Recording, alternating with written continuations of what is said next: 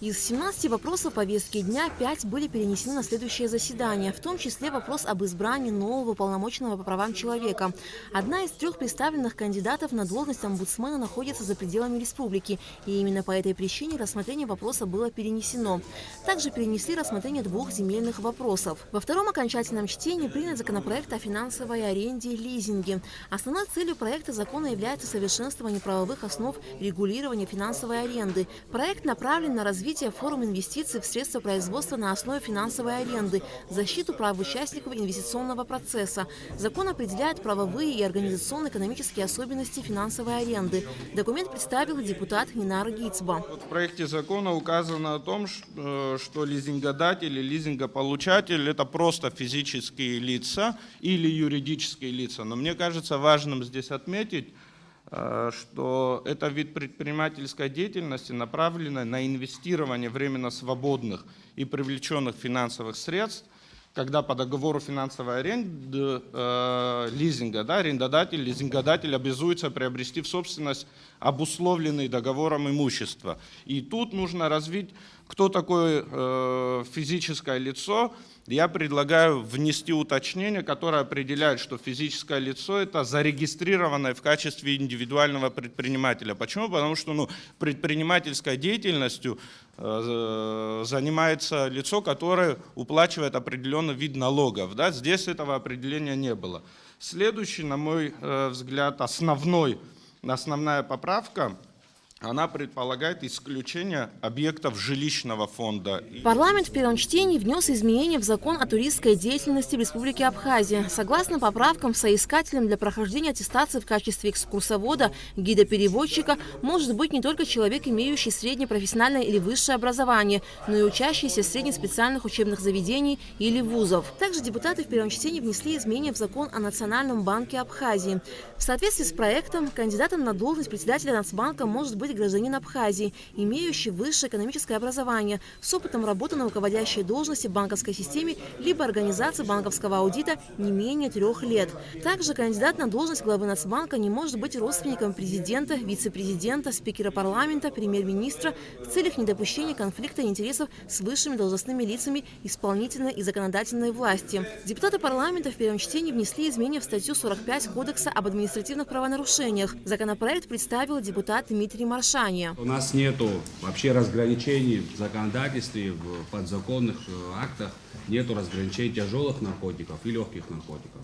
Поэтому мы сделали для каннабиса, если у нас сегодня административный штраф составлял 15-30 суток, мы сделали 3,10. Также поправка у нас касается, если гражданин, понес наказание, в течение 15 суток его не могут по этой же статье привлекать. Кроме того, депутаты в первом чтении внесли изменения в статью 216 Кодекса Абхазии о судопроизводстве по делам об административных правонарушениях. Предлагается снизить размер штрафных санкций в отношении лиц, потребляющих наркотические вещества, от 700 МРОТ до 200. Во втором окончательном чтении принят проект закона об ужесточении ответственности за нарушение правил дорожного движения. Законопроект представил депутат Дауд Хутаба. Он рассказал, что изначально предлагалось повысить штраф за управление автомобилем в нетрезвом состоянии до 800 МРОТ, что составляет 48 тысяч рублей. Но после обсуждения было принято решение внести изменения и установить штраф в размере 500 МРОТ, что составляет 30 тысяч рублей. Нам предложили в проекте с первого раза, то есть лишение на полгода. Ранее было не так, ранее со второго раза только лишали людей прав. Честно говоря, я от себя скажу, что я именно эту норму очень поддерживаю. Мне кажется, лишать надо с первого раза. Ничего страшного, если человек полгода потом не поездит за рулем. Мне кажется, это нормальная практика, люди должны понимать. Например, я приветствую даже больше, чем повышение штрафов. Поскольку нам нужно такое всеобъемлющее, всеобъемлющие действия нам нужны. И со стороны администрации президента также в данном проекте именно так работа поставлена. И я, честно говоря, в целом поддерживаю ее. С точки зрения нашего законодательства речь идет об основном виде ответственности и дополнительном. Два вида – это лишение права управления транспортным средством и штраф.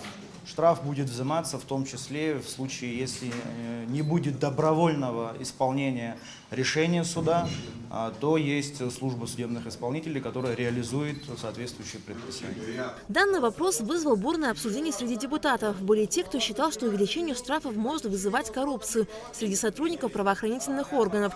Другие же, наоборот, выступали за ужесточение наказания. Штраф делается не для того, чтобы, допустим, пополнять казну или там чьи-то карманы, как вот говорит Кан Валерьевич, да, это все равно останавливает. Я понимаю, что 100% сегодня мы не сможем остановить, но, по крайней мере, я думаю, что как минимум процентов на 50, да, там будет меньше людей ездить пьяных за рулем. С нас тоже это ответственность, и мы в любом случае по истечению времени, там, я не знаю, пусть это будет квартал, либо полугодие, мы обязаны будем пригласить соответствующее ведомство и попросить их предоставить статистику, полный анализ эффективности принятого нами закона. В случае, если он не будет иметь эффективности и цифры будут говорить сами за себя, конечно же, нам надо будет дальше думать, что это решение было неэффективным, то есть надо будет его заменять. Я и разделяю опасения части депутатов, связанных там с коррупционной составляющей и так далее. Я не хочу ни о ком говорить, но хочу сказать, что парламент через год и в течение года будет внимательно смотреть за этой ситуацией, да, и надзирать за ней по мере наших возможностей. И то, что мы сегодня делаем, это прежде всего, конечно же, попытка сохранить жизни наших граждан, и с другой стороны, это кредит доверия со стороны депутатов правоохранительной системы. Если человек выпивший садится, надо просто лишать права. И единственное, это просто пожелание, чтобы проконтролировать когда-нибудь нагрудные камеры, чтобы у сотрудников ГАИ и всех структур это у них было, потому что и водителя с милиционером тоже будет другое общение, когда он увидит камеры нагрудные. Если даже я буду, пусть меня тоже наказывают по полной программе, как надо, по закону. Поэтому я не считаю, что здесь надо торговаться и уменьшать, убавлять, добавлять. Это не тот момент, где мы можем так обсуждать. Это вопрос национального характера. Таким образом, теперь за управление автомобилем в нетрезвом состоянии водителю придется заплатить 500 МРОТ, что равняется 30 тысячам рублей, и лишиться прав на 6 месяцев. Повторное нарушение влечет арест на 15 суток с лишением прав на 1 год. Передача управления автомобилем лицу, находящемуся в состоянии алкогольного или иного опьянения, влечет наложение административного штрафа в размере 200 МРОТ, 12 тысяч рублей. Передача управления машиной человеку без прав или лишенному прав от 30 до 50 МРОТ. Это от 1800 до 3000 рублей. На заседании сессии парламента депутаты внесли изменения в закон о правовом положении иностранных граждан в Абхазии. В соответствии с действующим законодательством до 31 декабря 2022 года выдача вида на жительство возлагалась на центральный или территориальный орган государственного управления в области внутренних дел. В связи с истечением данного срока сложилась ситуация, при которой вид на жительство на законном основании выдать не представляется возможным. В данном законопроекте предлагается продлить срок возложения этих полномочий на центральный или территориальный орган государственного управления в области внутренних дел до 31 декабря 2027 года. Депутаты приняли решение по 4 из 6 земельных вопросов, включенных в повестку дня.